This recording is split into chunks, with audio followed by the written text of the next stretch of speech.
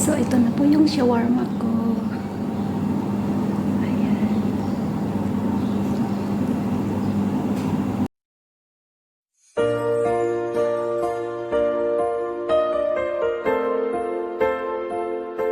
Ayan mga kalalabs ko. Nag-slice na pala ako ng chicken breast. 5 piraso yung mga kalalabs ko. At yogurt mga kalalabs ko. At nag-ready tayo ng minced garlic, lemon, coriander powder,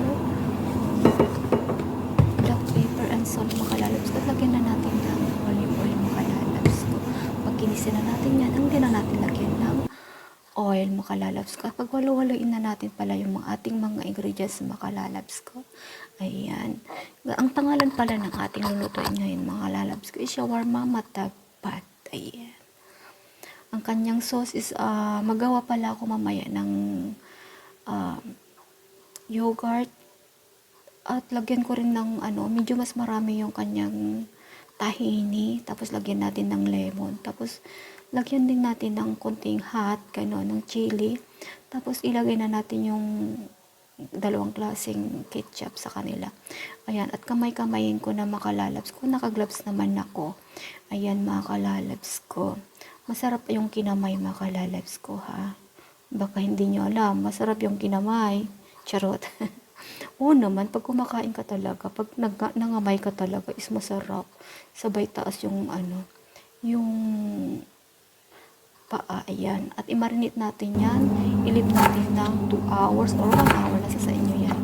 At nag-slice na ako ng patata, para may french fries ko lang yan mga lalabs ko. Ilagay natin sa ating shawarma.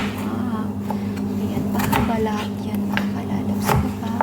Ang pag-slice niya, pag shawarma talaga is puro pahaba mga kalalabs ko.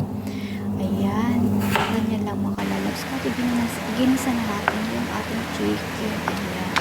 Ayan, may kusumagos na rin natin yung konti mga kalalabs ko.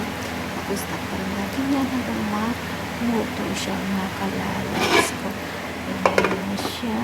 At naluto na yung ating shawarma, yung chicken mga kalalabs ko. Nag-ready na ako ng paham at pinalagay ko na mga kalalabs ko. Tapos takpan na natin. Tapos ang barbecue yan mga kalalabs ko ha. Ayan. At nag-try na rin ako ng tawag dito. Nag-fry na rin ako ng potato makalalabs ko. Ayan. At nagawa na rin ako ng kanyang sauce makalalabs ko. Yogurt and tahin. Tapos salt makalalabs ko. Ayan. Instead na mayonnaise, yan na lang ang ginawa ko makalalabs ko. Pero masarap yan ha. Ayan. Ganyan lang makalalabs ko magawa ng kanyang sauce. Ayan. At tapos na rin yun mga kalalabs ko. At ang ilagay pala natin is pagkakala natin ng people mga kalalabs ko. Nag-ready na tinawin ako na marina para ko pag-ibig siya ng kalalabs. At yan yung ating panggalos. At shawarma na. Ayan na. At tayo ay maggawa na mga kalalabs ko. Ayan. Una ilagay natin yung kanyang sauce na ginawa ko mga kalalabs ko. Kung sa inyo hindi nyo iuna. Diba? Pero sa akin kasi is inuuna ko yung sauce niya. Pero nasa sa inyo rin kung lagyan nyo ng cheese. Yan, makalalabs ko.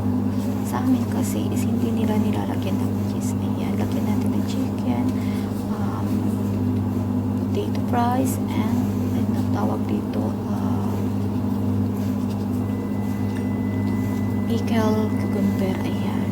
At luma na yung ating pangbalot makalalabs ko is 1 year na yan eh. Ayan. So, ko na lang, diskartehan ko na lang yan makalalabs ko.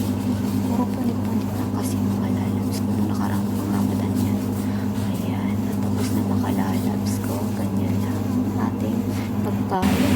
Ayan. Ito din natin makalalabs ko. Ayan. Tapos na ang ating shawarma.